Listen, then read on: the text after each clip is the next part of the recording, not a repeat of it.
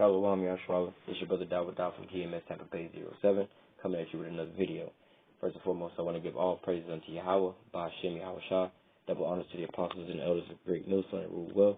Salutations to you, I can pushing this truth and sincerity on the four corners of the earth. Alright, we're going to get into this here quick little lesson. This is dealing with, basically those that's watching these here videos, and those that's trying to get all of this stuff. And basically the so-called work starts with, it doesn't start like, when you so-called get your garment and become into a camp. Your work actually starts as you watching these videos. So we're going to just, not waste no time, jump right on into it. This is 2 Timothy chapter 2, verse 24.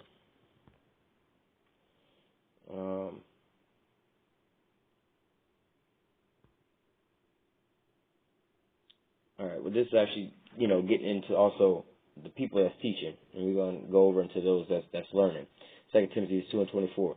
And the servant of the Lord must not strive, but be gentle unto all men, apt to teach, patient, in meekness, instructing those that oppose themselves, if Yahweh peradventure will give them repentance to the knowledge of truth. Okay? So, basically, nevertheless, you got to be patient with these people that you're dealing with. Again, the people that you're dealing with, they're already in a fucked up state, It's your job to kind of build them up. It's not your job directly to build them up, but you give them the tools that they need to build them up, And, you see somebody, you at camp, you see somebody walking by, and they obviously going off, but they, something stops them and they looking, and you see, let's say you see them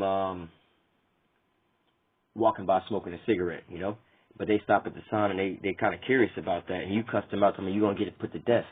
Well, I mean, the Lord could have had mercy on that person, but now you didn't, cast them off. They don't even want to deal with this because of that,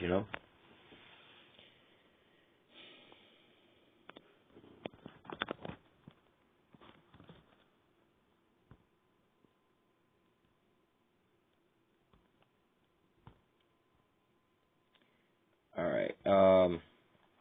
This is Isaiah 28 and 9. Who shall he teach knowledge, and whom shall he make to understand doctrine? All right. So, this is getting on the condition of the people that you're going to be basically teaching, So who are you going to be teaching this knowledge into? It says, them that are weaned from the milk and drawn from the breast. So basically, you going to be, it's like teaching a child, a baby, Sometimes you have to go into, quick example, you try to teach a damn child versus an adult how to do anything, long story short, it's going to take you a lot longer to teach a child than an adult, because a child might not already know what certain things are. You tell an adult to go do X, Y, Z, they can go ahead and go do it, like you tell an adult, hey, look, go to the store, take my car, go to the store, You tell that to a little child, first of all, they can't even get into the car because they think they can just open the door. They don't know they have to unlock the door. They don't know that they have to put a key in the ignition. They don't know how they have to take it out of gear. You have to explain all of that stuff to this child before they can just get in the car and go to the store, So you have to keep that in mind. You can't just get mad and frustrated with this child like, oh, it's too long for me to explain this shit to you. This is your job. You're a teacher,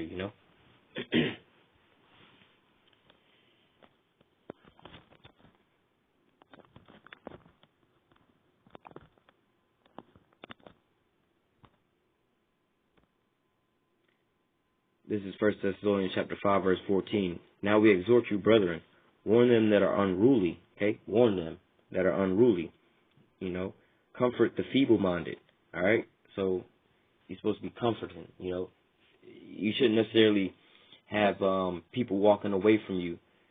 I mean, Israelites that you're trying to teach, walking away from you feeling some kind of way about you, If anything, they should feel somewhat comforted, Now, this ain't talking about somebody that's obviously coming up as a scoffer and a scorner, And there are plenty of cases where there was ex-scoffers, like real bad demonic scoffers and stuff like that, that I see in other brothers' videos that just knowing them for months and months and months on end coming by. And now, tables are turned, they out there learning from those brothers and being edified. But those brothers never, didn't really go in super hard on them. And, that was something that person that had that demon on them looked at, and they marveled. They're like, wait a minute, I'm over here causing all this strife against them, and they ain't, they're not like regular carnal people, And now that person I don't know what his lot is, but, he's one step closer to having his soul saved,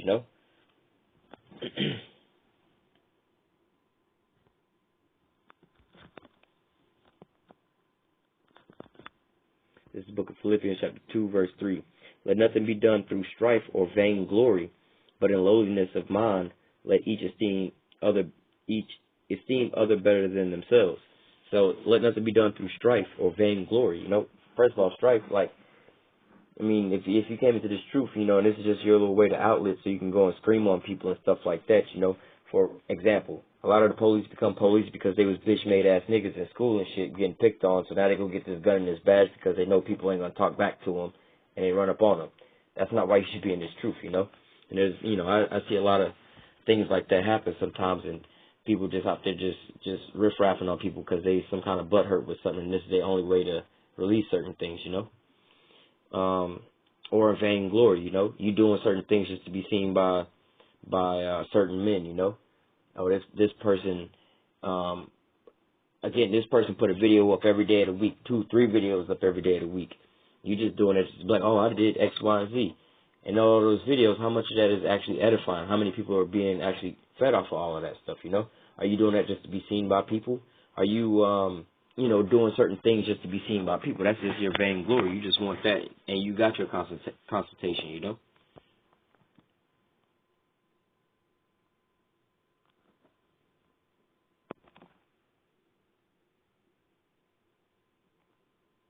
This is the book of 2 Timothy.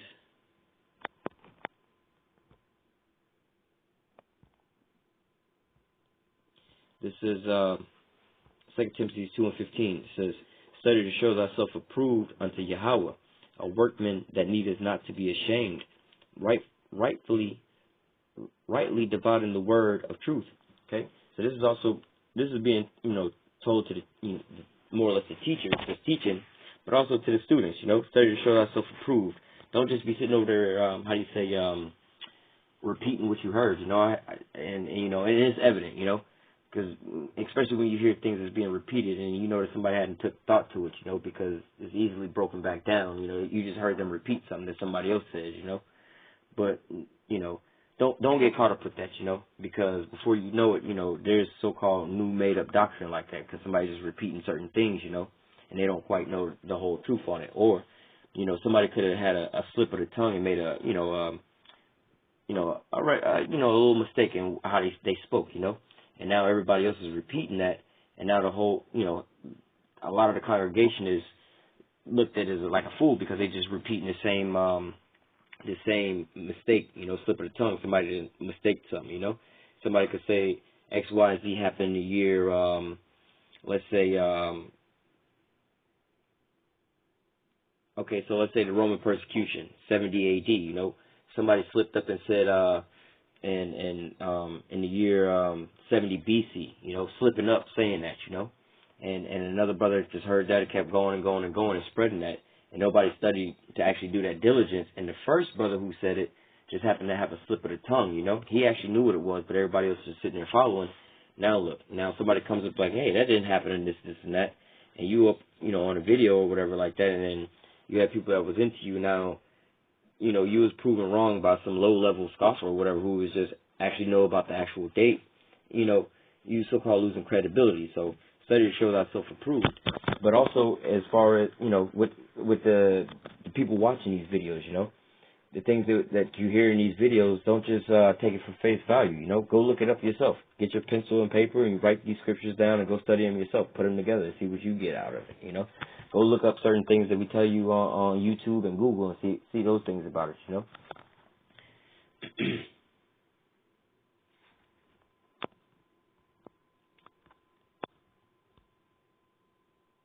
It's the book of Proverbs, chapter 4, verse 7.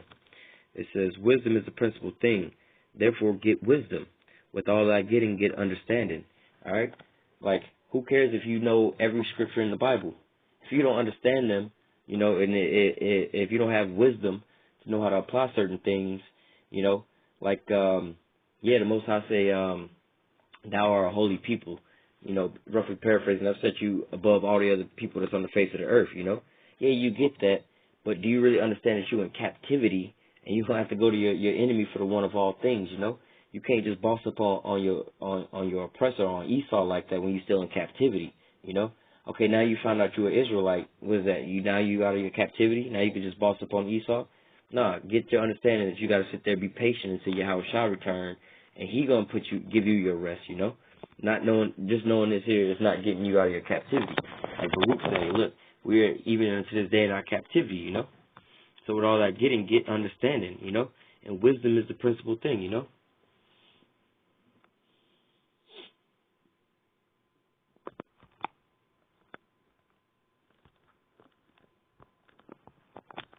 This is Revelation chapter 1, verse 3. It says, "Blessed is he that readeth, and that hear the words of this prophecy, and keep those things which are written therein, for the time is at hand." Okay? Blessed is he that readeth, you know. Again, going back into what I just said, you know, if you just hearing, you know, I mean, that is, you know, you are still hearing the word is still coming out, and it's being broken down unto you, you know. But also read and research certain things, you know. You know, I speak about, you know, a lot of the times Morgellons disease, 5G technology, and stuff like that, you know. I don't, you know, and that's a lot of stuff to go into. You go look into it for yourself, you know.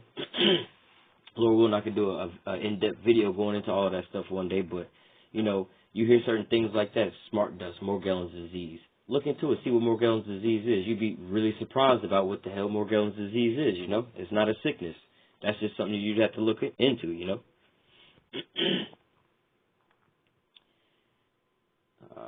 We're going to close it out with these two right here.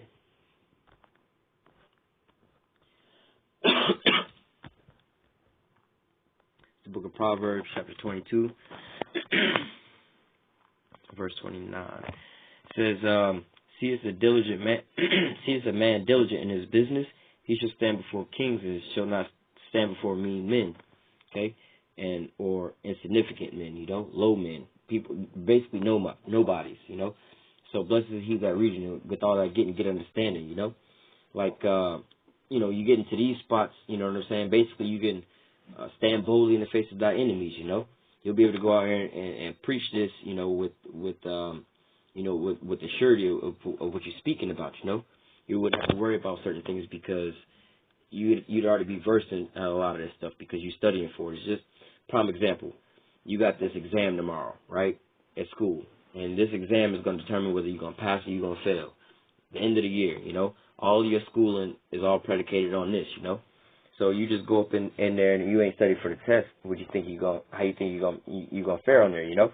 But at the same time, you just stayed up and cram, study, you know. You have a way better chance of passing that test. Going back to the book of Proverbs again.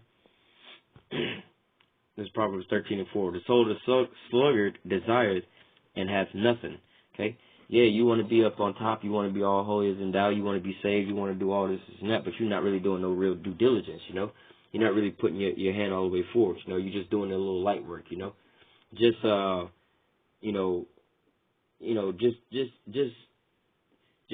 I don't even know how to say it, but I'll spend too much time on it. But just listening to certain things here and there, not really going in depth into a lot of stuff, you know. It's not really doing you no real good, you know. Same thing, same thing like the test analogy, you know. You don't study on a test, you ain't gonna really do too good on the test, you know. Sometimes you gotta do a real diligent search and study in your test. You gotta read 4 or 5 books just to get certain information. Yeah, it's a lot of reading and a lot of stuff you gotta do, but all that stuff that you didn't work for is gonna come to naught if you don't, spend that extra time, you know. The soul of the sluggard desireth and has nothing, but the soul of the diligent shall be made fat. Okay?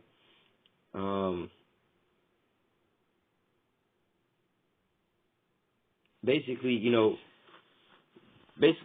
the Most High gonna make you work for yours, you know, and it's not gonna just be nothing just given, you know, and that's one of the things that's plaguing our people. We like everything quick, fast, and convenient and stuff like that. We don't really want to go and do the diligence of work and this and that, you know. I'll give you one example. The Bible says, what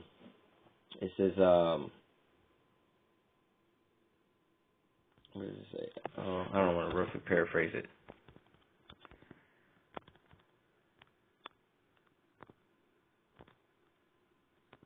This is Ecclesiastes chapter 12 and 13. Okay, let us hear the conclusion of the whole matter. So this is the summary of the entire Bible. The entire Bible is this. It says, let us hear the conclusion of the whole matter. Fear Yahweh and keep his commandments, for this is the whole duty of man. Okay? So I could take this one scripture and just go preach this, have a whole church just about this. Look, fear the Most High, keep his commandments. This is the whole duty of man. If instead of you having the Bible, you just got this one verse, how much would that really get to you, But now the Most High gave us the whole Bible, multiple books, multiple examples, precept upon precept, said the same thing multiple times over, gave us plenty of examples of the same thing. There's only one real example of the whole Bible. Fear the Most High and keep his commandments. But we had to have the whole Bible and read all that to get this here understanding, So, and that's going in with the diligence, So, just doing a little bit here and there, wanting the convenience and quickness of certain things ain't going to get you a good outcome. That's like nothing. There's nothing in the world like that, You can't go to work for 1 hour a day and expect to get a whole 40-hour week paycheck, You can't put $2 worth of gas in your car and expect to get a full tank of gas in your car, You can't, you can't, pay a portion of something and expect to get the whole thing you paid for, That's just not going to work out. And the same here. You can't just be partial with certain things and get a whole understanding, You can't just, dibble and dabble here and there and expect it to get this whole understanding. Sometimes it's going to take time and diligence, And at the same time, at the end of it all, how would, if you had to go to the Most High, see the Most High, and he was like, yo, why didn't you get it, What was wrong with you? I gave you all that I needed to give you, You have plenty of teachers out there giving you plenty of lessons. There's hours and hours and not even hours. There's months and months and years worth of video, out there and all this and that. And what's your excuse? Well, I didn't have time to sit there and watch all those videos. I mean, not saying that there's way too many videos to watch, but I didn't have time to sit there and watch that long video. I didn't have time to go do this and go do that. What do you think the Most High is going to say to you, We just read about the sluggard man and the diligent man, basically, We just read about those things. So, if you didn't have time for him, you think he's going to have time for you? If you can't, like he said, if basically roughly paraphrasing, if you're ashamed to basically, if you're ashamed of my name, or if you're going to try to hide me in front of men, then I'm going to basically hide you in front of the Father, roughly paraphrasing, With that, we're going to go ahead and close out. Lord, when I was edifying, until next time I say, call halal, Yahweh, Hashem, Yahweh, double honors to the apostles and elders of great millstone that taught me this truth, and salutations to you, I can push this truth and sincerity on the four corners of the earth. Shalom.